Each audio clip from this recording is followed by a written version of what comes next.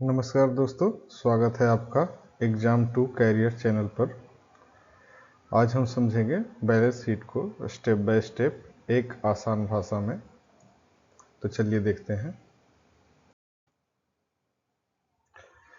Balance sheet क्या है? Balance sheet एक ऐसा वित्तीय स्टेटमेंट है जो किसी भी कंपनी या बिजनेस की आर्थिक स्थिति को एक खास तारीख पर दिखाता है। इसमें मेनली दो पार्ट्स होते हैं, एसेट यानी संपत्ति और लाइबिलिटी प्लस इक्विटी यानी जो देयताएं हैं और पूंजी। इसका सबसे महत्वपूर्ण फॉर्मूला है एसेट हमेशा बराबर होता है लाइबिलिटी और इक्विटी के। बैलेंस शीट को दो हिस्सों में बांटा जाता है। पहला हिस्सा एसेट है, इसमें करंट एसेट आते हैं जैसे कि कैश हो गया, डेटर्स हो गया, स्टॉक हो गया और नॉन करंट एसेट जैसे कि फर्नीचर, मशीनरी और बिल्डिंग। दूसरा हिस्सा है लाइबिलिटीज और इक्विटी का। लाइबिलिटीज का मतलब है किसी भी प्रकार का लोन्स हो गया, क्रेडिटर्स और एक्सपेंसेस पेएबल। इक्विटी का मतलब है ऑनर का हिस्सा यानी कैपिटल और प्रॉफिट माइनस ड्राइंग्स। मान लीजिए ऑनर ने बिजनेस में 1 लाख रुपए लगाए हैं, ठीक है। तो बैलेंस शीट में एसेट में कैश 1 लाख दिखेगा और इक्विटी में कैपिटल 1 लाख दिखेगा। इस समय कोई लाइबिलिटी नहीं है। अब बिजनेस ने बैंक से 50,000 का लोन लिया है। इससे एसेट में कैश बढ़ करके हो गया 1.5 लाख रुपया, ठीक है। और लाइबिलिटी में बैंक लोन 50,000 जुड़ गया। इक्विटी अभी भी 1 लाख ही है।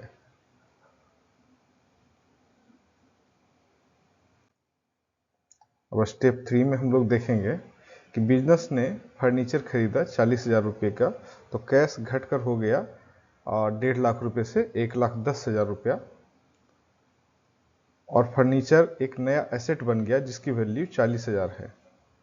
लाइबिलिटीज 50,000 और इक्विटी 1 लाख ही रहेगा।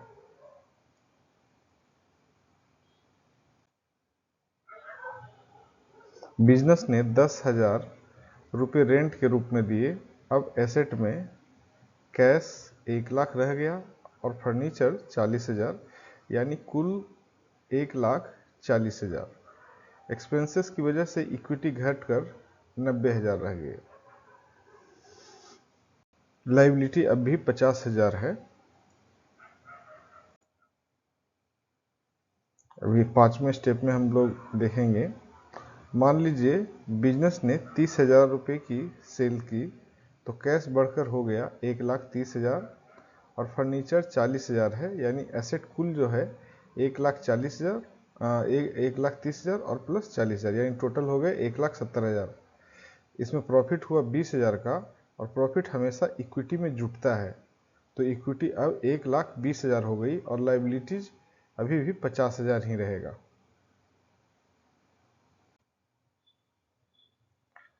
फाइनल बैलेंस शीट इस प्रकार होगा।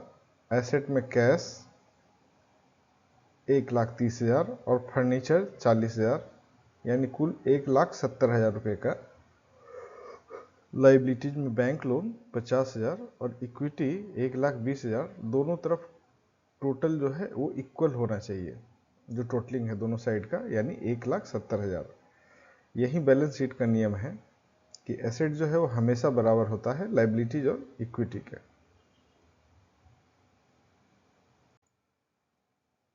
कुछ ज़रूरी बातें जो हमें ध्यान रखनी है इसमें, कि हर ट्रांजैक्शन को दो इफेक्ट होता है।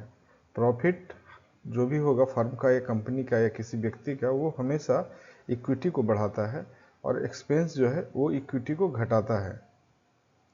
एसेट दो तरह के होते हैं, करंट और फिक्स एसेट।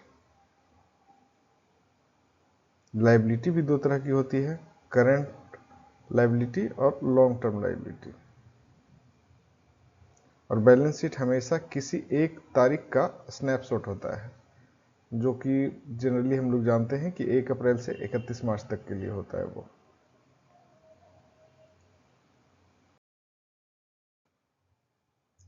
दोस्तों, इस तरह बैलेंस शीट को स्टेप बाय स्टेप बनाना और समझना आसान हो जाता है। ऐसे ही और कॉमर्स और फाइनेंस से जुड़े टॉपिक्स की जानकारी पाने के लिए जुड़े रहिए एग्जाम टू कैरियर चैनल्स के साथ। और हाँ, अगर यह वीडियो आपको उपयोगी लगी हो तो इसे लाइक, शेयर और सब्सक्राइब करना ना भूलें। धन्यवाद।